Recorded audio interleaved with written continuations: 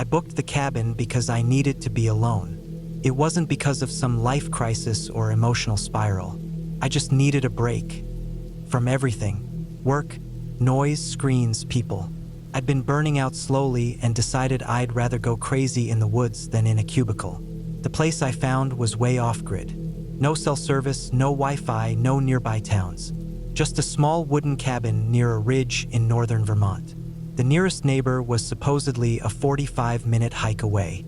No real roads led up to the place, just a logging path you could drive if your car was high enough off the ground. Mine was. I arrived in the afternoon on a Wednesday. The air smelled cold and sharp. The leaves were just turning, mostly yellow with some patches of red. It looked like something from a painting. The cabin itself was small and simple. One main room with a bed, a table, a little wood stove, and a kitchenette. A porch out front with 2 chairs. No basement, no attic, just a crawl space under the porch and a storage shed out back. There was no electricity, just propane lamps and a little generator if you wanted to use it. I didn't. I wanted quiet. I wanted to write, read, and sleep. Nothing more.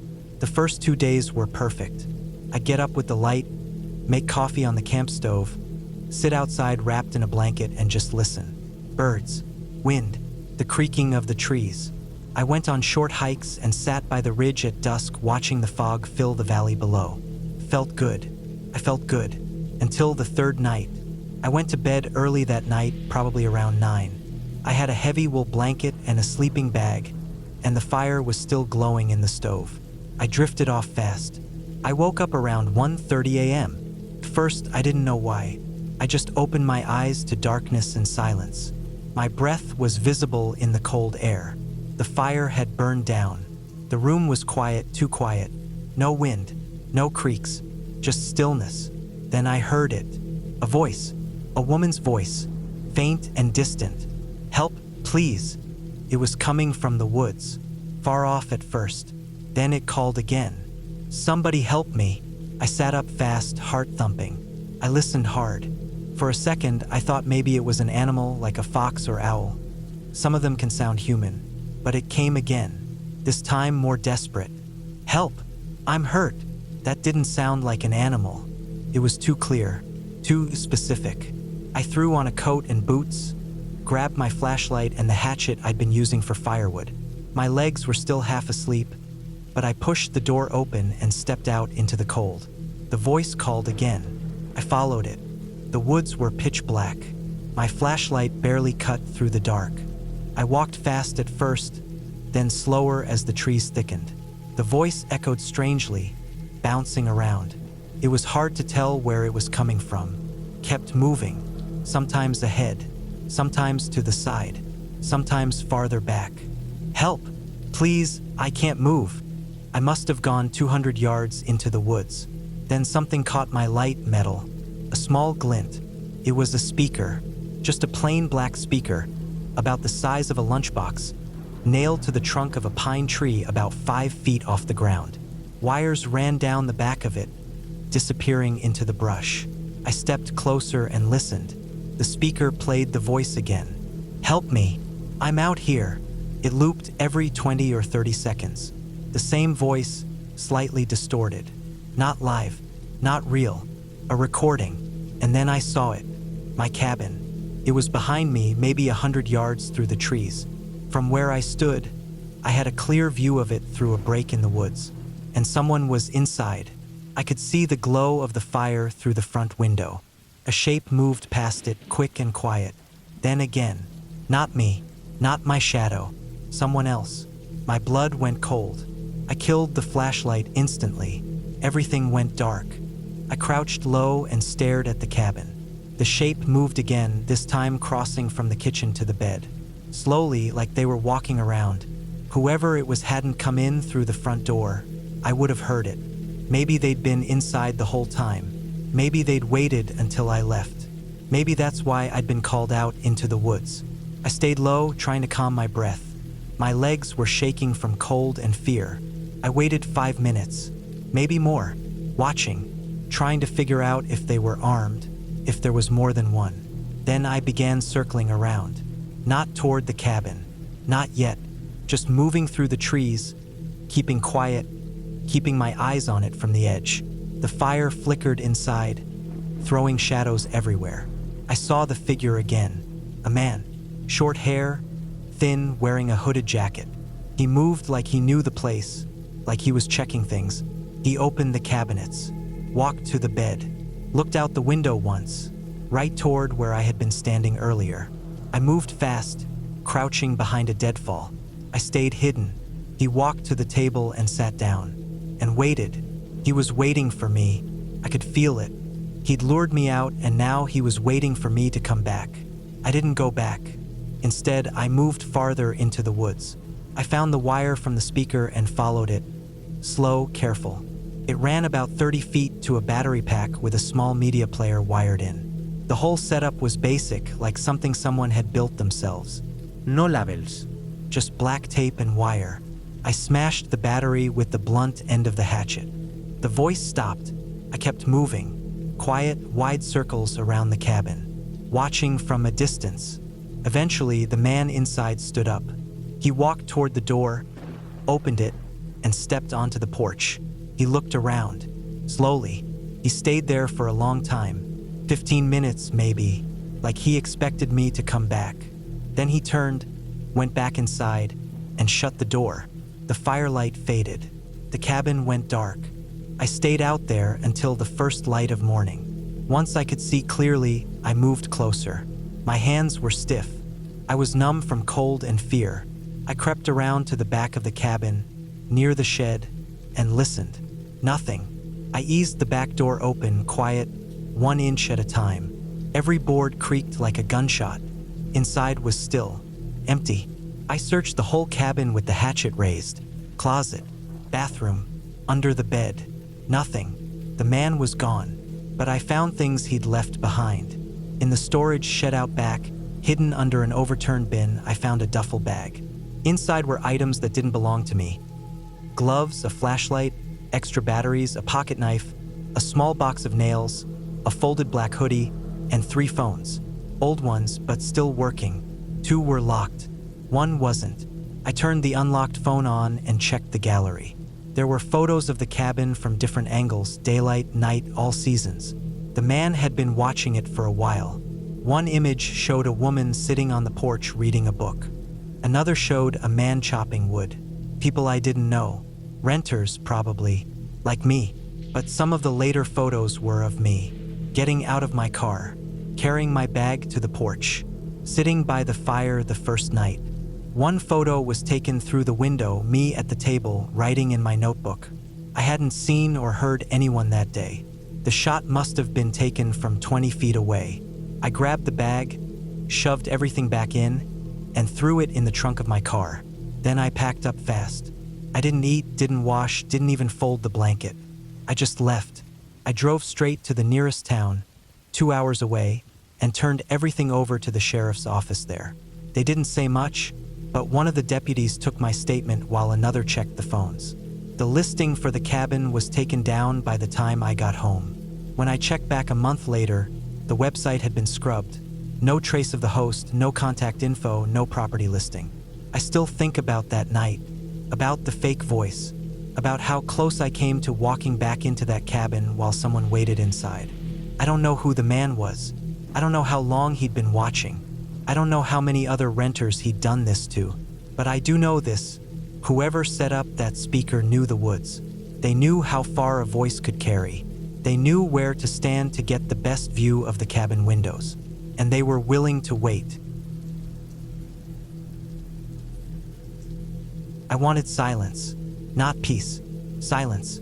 After the year I'd had, constant phone calls, family stuff, noise from every direction, I decided to disappear for a few days.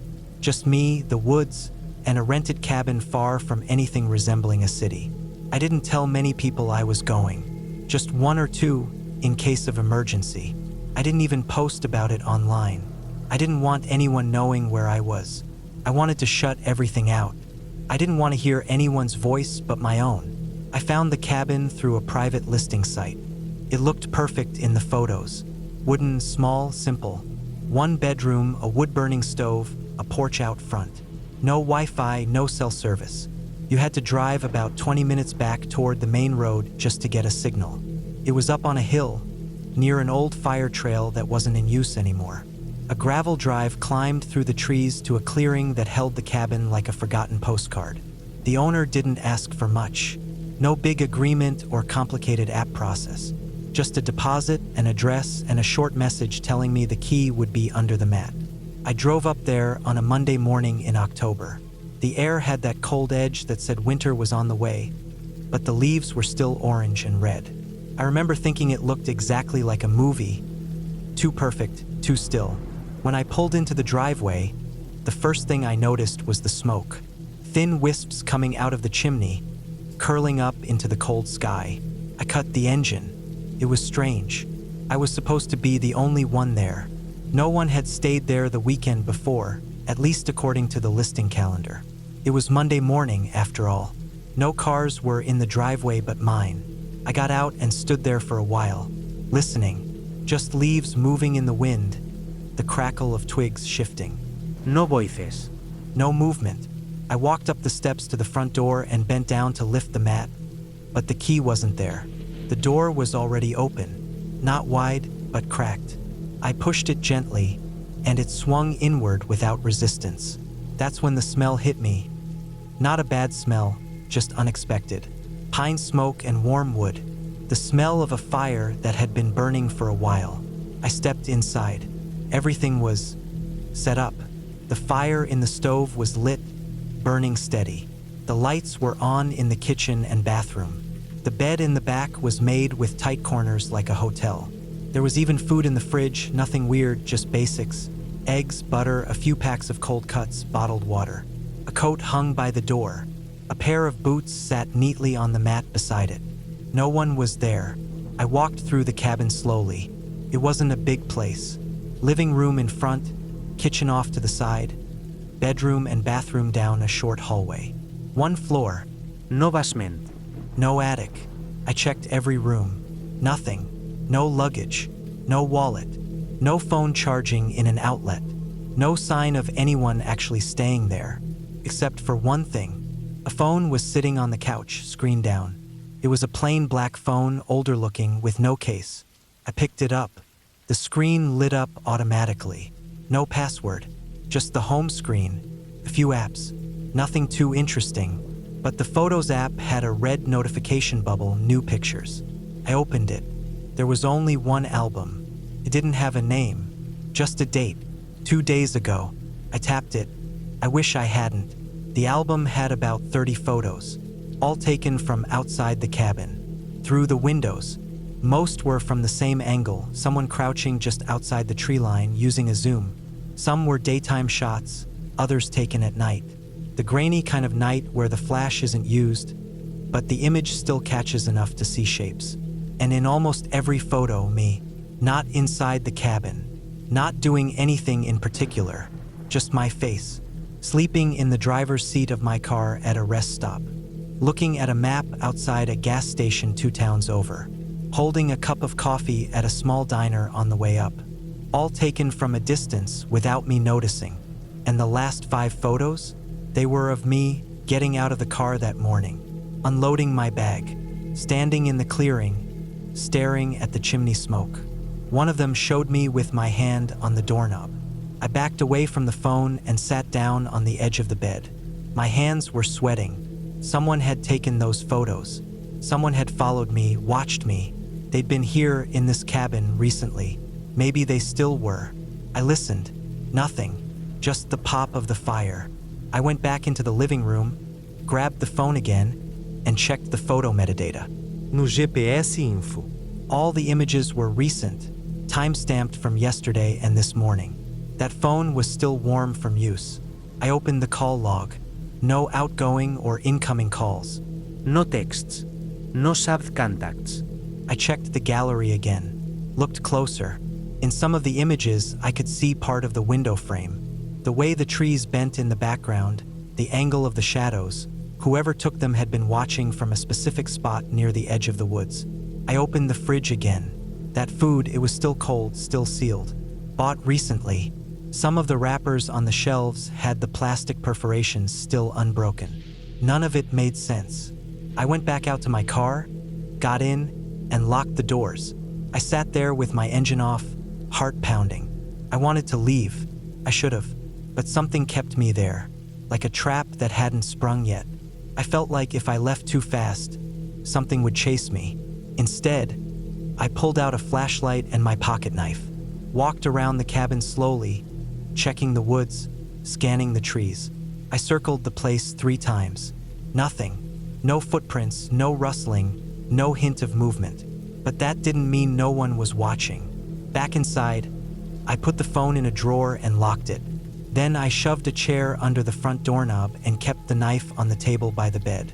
I didn't sleep that night, just lay there staring at the ceiling, every crack of the fire making me jump. The next morning, I packed up to leave, but the driveway was blocked. At some point during the night, a tree had fallen across the gravel path. Not a huge tree, but enough that I couldn't drive past it.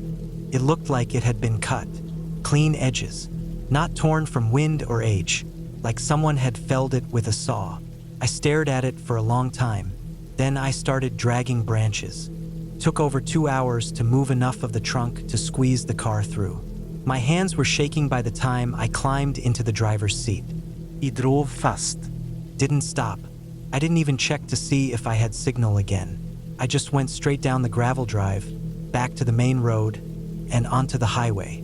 Hours later, when I stopped for gas, I opened the trunk to get my wallet from my bag and saw the phone. It was sitting right on top of my clothes, not locked away in the drawer, not left behind. It had been moved. While I slept, I didn't open it. I didn't turn it on. I threw it into a dumpster behind the station, got back into the car, and kept driving. I reported it to the police the next day. Filed a report with the rental site, too. No one got back to me. When I checked the listing a week later, it was gone. Deleted, as if it had never existed. I never found out who took those photos.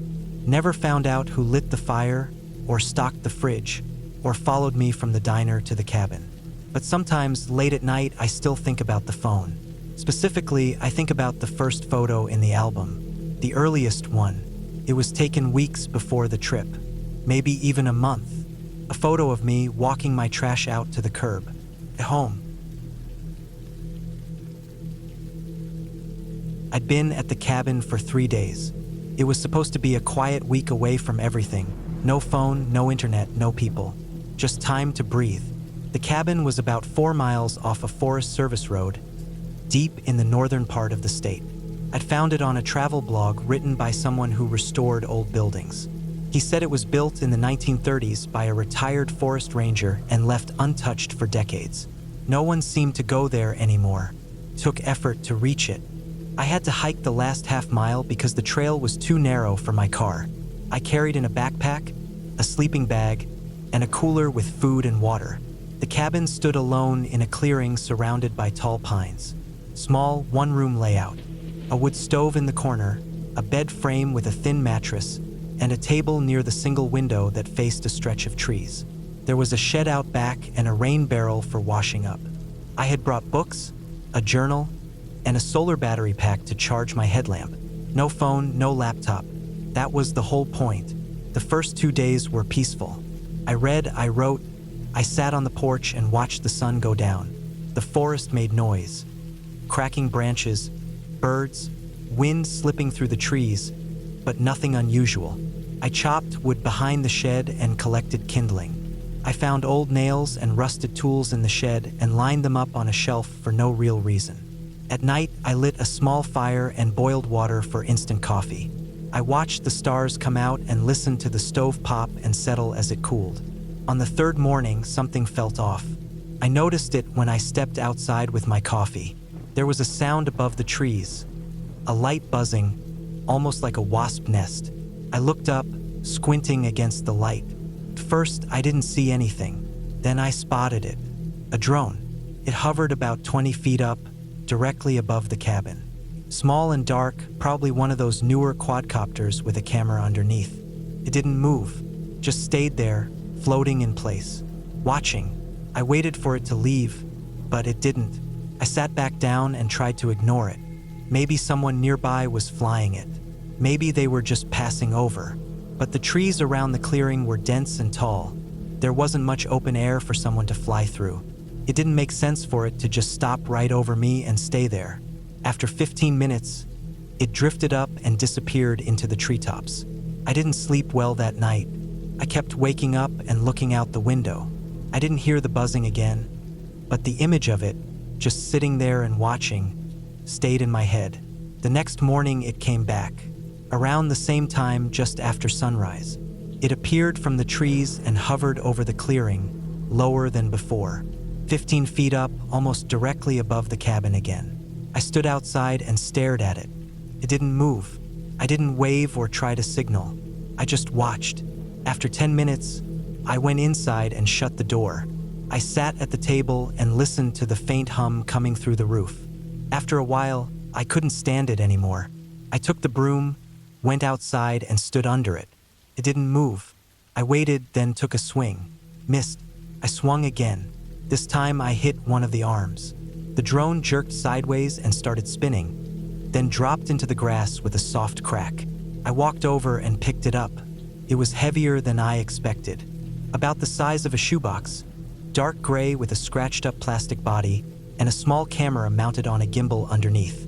One of the rotors was cracked and the frame was bent, but the body was mostly intact. There was a small hatch underneath that slid open easily. Inside was a memory card, micro SD. I pocketed it and brought the drone inside. I had no way to play the footage. No computer, no tablet. But the card had a label stuck to it. Day 12 written in thin black pen. That stopped me. This was only my third day at the cabin. I took out my notebook and double-checked the dates. I'd left home on the 12th. Drove up on the 13th. Today was the 15th. I was sure of it. I hadn't brought a calendar, but I remembered the drive, the stops, the hike in. I stared at the label on the card for a long time. Then I wrapped the drone in a towel and stuffed it in the corner of the shed. That night, I barely slept. I kept hearing sounds I wasn't sure were real. Branches snapping, wind shifting. Every time I closed my eyes, I pictured the camera lens pointed down through the roof, filming me while I slept. In the morning, I hiked back to the car. I drove 40 minutes to the nearest small town, to a gas station with a bait shop and a hardware store. I bought a cheap trail camera, an SD card reader, and a can of bear spray. I charged my phone and used it to play back the footage. There were over 100 video files. Each one had a date and time. The first file was labeled Day 1 to 4:14 a.m. It showed the inside of the cabin, not from the outside looking in, from inside, as if the drone had somehow filmed through the wall or had been inside the cabin already. The image was grainy, but I could clearly see myself lying in the bed. The video was black and white, night vision maybe. I turned in my sleep. The camera tilted slightly as if adjusting its view. I watched another video, Day 2 to 3:58 a.m.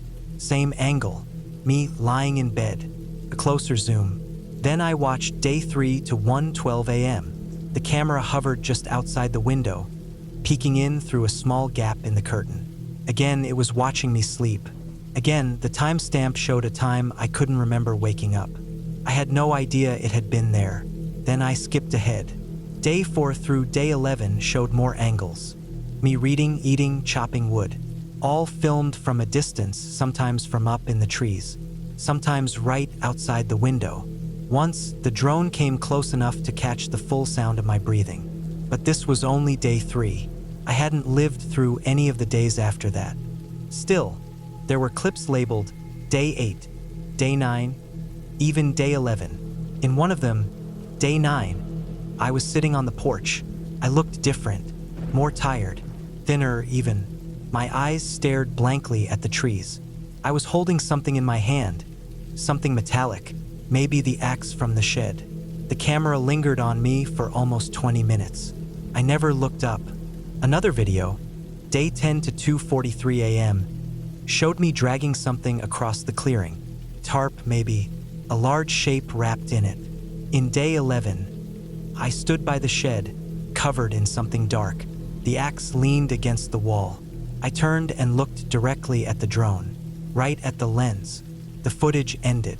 I closed my phone and sat in my car with the doors locked. I didn't know what any of it meant. I was sure I hadn't done any of those things. I hadn't had any kind of dream or sleepwalking episode. But the footage showed me, clearly and without a doubt, doing things I hadn't lived through. I drove back to the cabin just before sunset, mostly because I didn't want to leave my things behind. But something about the place felt wrong now, like the woods were hiding something from me. I set up the trail camera pointing at the front door and locked myself inside. That night I didn't sleep. I watched the trees through the window. Every time I closed my eyes, I pictured the footage labeled Day 10. I thought about the thing I had dragged across the ground. I thought about the dark stain on the porch. I thought about the version of me that stared into the camera. Sometime after 3 a.m., I heard it again. The buzzing, low and steady. I turned off the lamp and pressed myself against the wall. The sound grew louder, hovered, then slowly faded. I waited an hour before I dared to look. Nothing. The next morning, I checked the trail cam. It had recorded 10 short clips. The first few were just trees moving in the wind. The sixth one showed the drone hovering a foot above the porch. The eighth showed me standing in the doorway even though I never went outside. It was me, same clothes, same hair, standing perfectly still. The last clip was corrupted. Static and color bars. That was enough. I grabbed my things, locked the cabin behind me, and left. I didn't stop until I reached a motel 2 hours away. I didn't tell anyone. Not the police. Not my family. Not the guy who owned the cabin. I kept the drone. I keep it in a box in my basement. Sometimes I plug in the memory card just to check. New files appear. They're always labeled a few days ahead of where I am. Tomorrow is supposed to be day 9. I haven't slept in 2 days, but I know what the footage will show next. I've seen it already. It shows me going back to the cabin. It shows me waiting in the dark. It shows someone else arriving. It shows me stepping out with the axe. I rented the cabin to get away. Things hadn't been going well for a while. Work had me running in circles, emails stacking up every day, calls coming in from people who didn't even remember why they needed me in the first place. It felt like I was always catching up, always one step behind. I couldn't think straight anymore. Even my apartment started to feel cramped, like the walls were closing in a little more every day. I stopped sleeping, stopped cooking, started getting weird headaches that never really left. I figured I needed a reset. Something quiet, somewhere far. I found the cabin on a rental site. No reviews, but the pictures looked good. Clean, simple, surrounded by woods. The kind of place people go when they want to be alone, which was exactly what I wanted. I booked 2 weeks and didn't tell anyone. No one from work, no friends. I just packed up my car with some clothes, groceries, and a stack of books I'd been meaning to read. The drive was long. Once I left the highway, I didn't see another car for miles. It was mostly dirt roads, some of them half-eaten by rain and mud. No signs, just GPS guiding me until the signal dropped halfway through the last turn. By the time I reached the cabin, the sun was starting to dip, and the woods were getting that strange, bluish look that comes right before dark. The cabin was smaller than I expected but looked solid. 1 floor, wooden siding, a tin roof with some rust on the edges. It sat in a clearing backed up by thick trees. No other cabins nearby. No signs of people. Just me, the woods, and the place I'd rented. I unloaded the car, brought the groceries inside, and walked through the space. 1 bedroom, 1 bathroom, a small kitchen with a gas stove and a fridge that buzzed like an old vending machine. There was a porch out front, with a few cracked chairs and an empty tin ashtray. Everything seemed fine except for the smell. It was faint at first, a kind of sour, earthy odor, like old water and rotting leaves. I thought maybe something died under the porch, maybe a raccoon or a squirrel. It didn't smell like garbage or sewage, just old and damp and off. The kind of smell you don't notice right away, but once you do, it starts to cling. I opened some windows, lit a candle from the kitchen drawer, and tried not to think about it. The first night passed quietly. I sat on the porch, watched the trees turn black against the sky, and listened to the woods. You'd think the forest would be peaceful, but it's not. Not really. It's alive in a way cities aren't. Every few minutes, something rustled. Branches snapped, owls called, bugs buzzed against the screens. It wasn't loud, but it wasn't silent either. It was the kind of sound that made you feel like you were never fully alone. The second day, the smell got stronger. I cleaned the fridge, checked under the sink, even looked in the crawl space behind the bathroom in case something had gotten stuck in the pipes. Nothing. The smell wasn't coming from inside. It felt like it was seeping in from somewhere under the cabin. I walked around the outside, crouched down, and peeked under the porch. That's when I saw the door. It was small, about 2 feet high, maybe 1.5 feet wide. The same color as the siding. If I hadn't been looking carefully, I would have missed it. It was flush with the wall under the porch, with a rusted metal latch and a tiny padlock, like something you'd use on a locker. I tugged at it, locked tight. No markings, no handle. Just there, quiet and strange. The smell was definitely coming from it. I sat back on my heels, staring at it. Something about that door made my stomach turn. Not because of the smell, but because it felt wrong. Like it wasn't supposed to be there. I thought about calling the rental company, but I didn't have a signal and didn't feel like driving half an hour just to complain about a smell. So I left it alone. That night, I had trouble sleeping. The candle burned out sometime after midnight, and I kept hearing noises.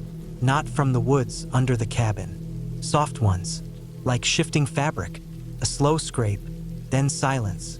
Every time I got up to check, it stopped.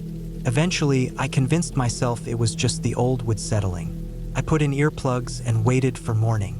On the third day, I broke the lock. I've been thinking about that door since I saw it. I couldn't get it out of my head. The smell had gotten stronger overnight. I couldn't ignore it anymore. I found an old hammer in the closet and used the claw to pry the padlock until it snapped. The metal creaked, but the latch gave, and the door swung open with a groan. The smell hit me like a wave. Damp, sour, thick. It wasn't rot. It wasn't dead. It was living. Stale breath and mildew and old sweat. The kind of smell that only comes from people in closed spaces. I gagged, covered my mouth with my sleeve, and shined a flashlight into the space. It was a crawl space, maybe 4 feet high, 10 feet deep, dirt floor, wood beams holding up the porch above. And inside it were things, sleeping bags, 3 of them, laid out side by side on a blue tarp, covered in old blankets. They weren't moldy or rotten. They looked used. The fabric was worn in the middle, like someone had been lying on them recently. Next to the sleeping bags was a cardboard box. Inside were food wrappers, crackers, energy bars, candy, empty water bottles, a plastic bag with what looked like orange peels and a half-eaten sandwich, still soft. None of it was old. The wrappers were for brands that had only come out in the past year. The sandwich hadn't even dried out. It was fresh, like someone had left it there that morning. I backed out, heart pounding, and nearly dropped the flashlight. But the worst part was the notebook.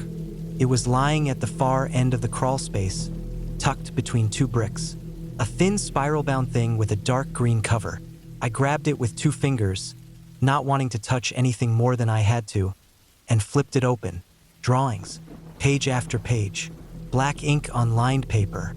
The first few were rough sketches of the cabin from different angles, front view, side view, the back where the trees grew thicker. Then came the car, my actual car. Same model, same scratches, same parking spot out front. And then me, drawings of me, sitting on the porch, standing by the woodpile. One of me drinking coffee on the front steps. Another of me shaving in the mirror inside the cabin, my face half covered in foam. They weren't childish drawings. They were detailed. Whoever made them had spent time getting my face right. The lines under my eyes, the shape of my mouth, the part in my hair. One of the sketches even showed the back of my neck, the exact mole on my shoulder. I dropped the notebook and scrambled out of the crawl space. I stood there for a full minute trying to breathe, trying to think. Someone had been living under the porch. Recently, watching me, drawing me, eating fresh food. I checked the sleeping bags again. They were still warm. That was enough. I ran inside, grabbed my keys, wallet, and phone, shoved them in a bag, and locked the cabin door behind me. I didn't pack anything else. I just drove. Fast. Tires kicking up gravel, the back of the car rattling from the potholes.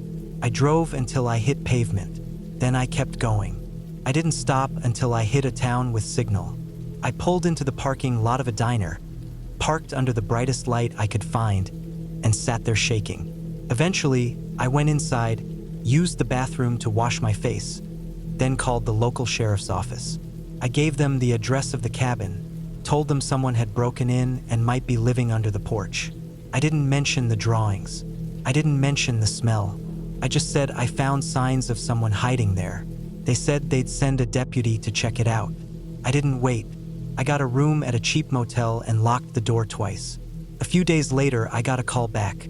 They told me they found the crawl space just like I said. Sleeping bags, food, no people. Whoever had been living there was already gone. The deputy said it looked like a transient camp. Maybe someone passing through, maybe more than one person. They took some pictures, logged it, and told the rental company to secure the place better. I asked if they found a notebook. They said no. I hung up and sat in the motel room for a long time, staring at the wall. There was only one road in and out of that cabin. I didn't see another car. No fresh tracks in the dirt. No voices. No signs. Just those sketches.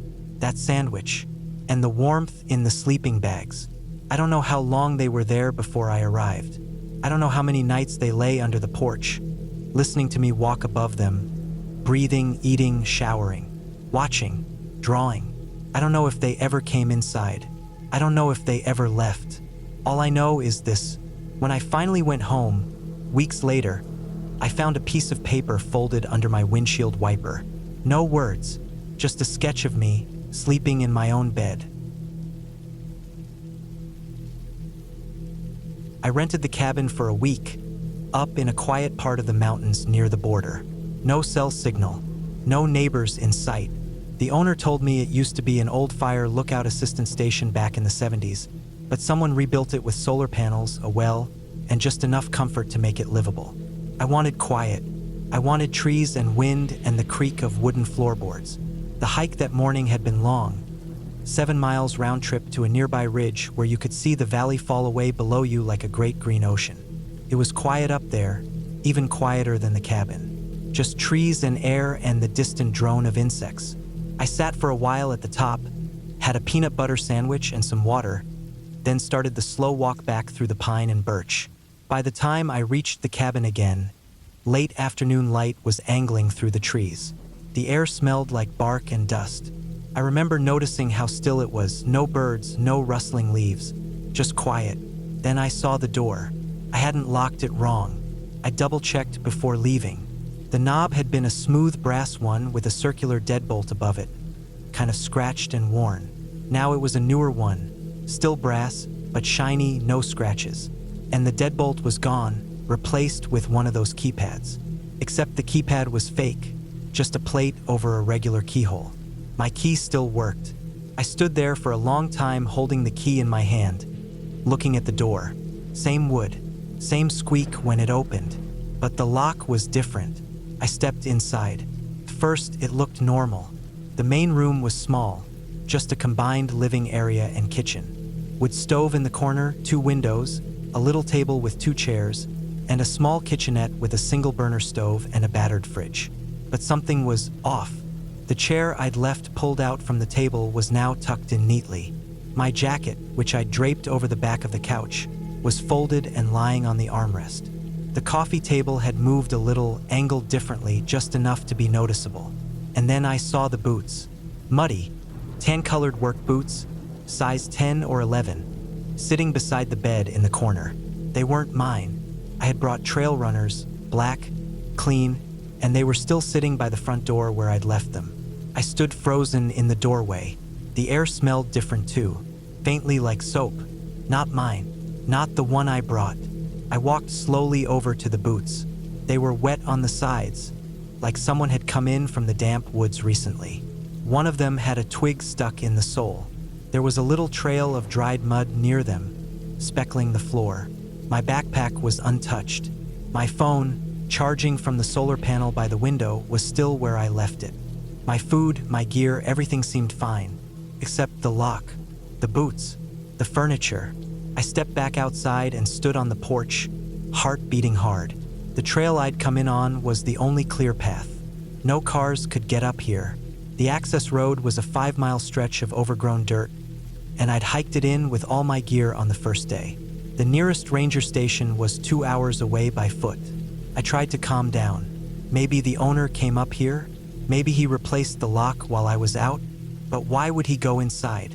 Why would he wear muddy boots around and move things around? No note, no warning. I stepped back in and checked the little closet. Empty, same as before. I checked the bathroom. Just a toilet and a sink. Nothing out of place there. The mirror above the sink was slightly tilted though. I didn't remember that. It had been centered when I last brushed my teeth that morning. Back in the main room, I stood still and listened. I thought maybe I'd hear breathing or a floorboard creak, but nothing. I checked under the bed. Empty. I opened the trapdoor in the floor that led to the crawl space where the water pipes ran. Empty. Still, I couldn't stop the feeling that someone had been here. Recently. Maybe still was. That night, I didn't sleep much. I pushed a chair against the door and kept my camping knife close. I even turned off all the lights and watched out the window, trying to see if anyone would come up the trail. But the woods were dark and still. The next morning, the boots were gone. Gone. There was no mud on the floor anymore either. The twig that had been on the ground was gone, like it had been cleaned. The coffee table was back in its old position, and the chair was pulled out again just like I'd left it the first day. But the lock was still the new one. And now the mirror in the bathroom was back to being centered. Something was wrong. Someone had been here. Someone was still coming in while I was gone, or while I slept. I spent that whole day inside. I didn't hike. I barely moved. I sat on the couch with my knife and a cup of coffee and stared at the door. I watched the window. I opened the cabinets and drawers, even though I'd looked through them already. Nothing was missing. Nothing was added. That night, I set a trap. I put a small piece of dental floss across the doorframe, just low enough that someone would break it when they walked in. I laid a strip of baking soda in front of the boots. If they came back, I'd see footprints. I also placed a spoon at the edge of the counter, balanced so even a slight bump would knock it off. Then I went to bed. I didn't sleep, just lay there in the dark, eyes half closed, breathing shallow. At some point in the night, I heard a creak, just one. I stayed still. Could have been the wood shifting from the cold, or it could have been a footstep. I didn't move. When morning came, I got up carefully and checked everything. The floss was broken. The baking soda was disturbed. The spoon was on the floor, and the boots were back. Same boots, same mud, wet again. I stepped outside and walked the perimeter of the cabin. No new footprints, just mine. I walked down the trail a bit, then came back. Still no other prints. Whoever it was, they weren't coming by trail. Maybe they lived nearby. A squatter? Someone who knew the land better than I did? I didn't know what to do. I had no cell signal. I couldn't leave without walking for hours. But I also didn't want to stay, so I packed everything, all my gear, food, clothes, first aid. I packed it up fast, but not so fast I forgot anything. I left the boots where they were. Before I left, I walked to the edge of the woods behind the cabin. There was a small incline and what looked like animal tracks going through the brush. I followed them. About 200 yards in, I found a tarp. Blue, weathered, and under it tools, a plastic bin of clothes, and a half-burned log in a ring of rocks. A small, hidden camp. No tent. No name. There was a half-empty bottle of shampoo. Same scent I'd smelled in the cabin. And beside the tarp, leaning against a tree, was a door. An old door. Brass knob, circular deadbolt. Scratched. Just like the one that had been on the cabin. He or they had taken the old door off and replaced it while I was gone. They'd brought their own lock, but not to keep me out, to let themselves in. I backed away. I didn't touch anything. I walked straight back to the cabin, grabbed my pack, and left. I walked the access road back to where I'd stashed my car behind the gate. It was untouched. I drove until I got a signal and called the sheriff's office in the nearest town. They said they'd send someone to check. A deputy met me at a gas station. I told him everything. Showed him photos I took of the boots, the tarp camp, the door. He wrote it all down and said they'd go up there. 2 days later, he called. They'd found the tarp, the boots, the bottle, but the door was gone. No prints. No ID. They said it was probably a squatter, maybe someone who used the cabin when it was empty and didn't like that it was rented out now. But they didn't find the person, and no one reported anything stolen. I asked if the cabin owner had changed the lock. The deputy said no. The owner lived out of state. He hadn't been there in months. No work orders. No locksmith. I never went back. I think about it sometimes, though. Not the cabin. Not the boots. The lock. That someone had the time and tools to come while I was gone and swap it out. That they came back again and again. Moved things. Put them back. Rearranged my life in small ways. Just enough to be noticed. Like they wanted me to see it. Like they were waiting for something. I didn't stick around long enough to find out what.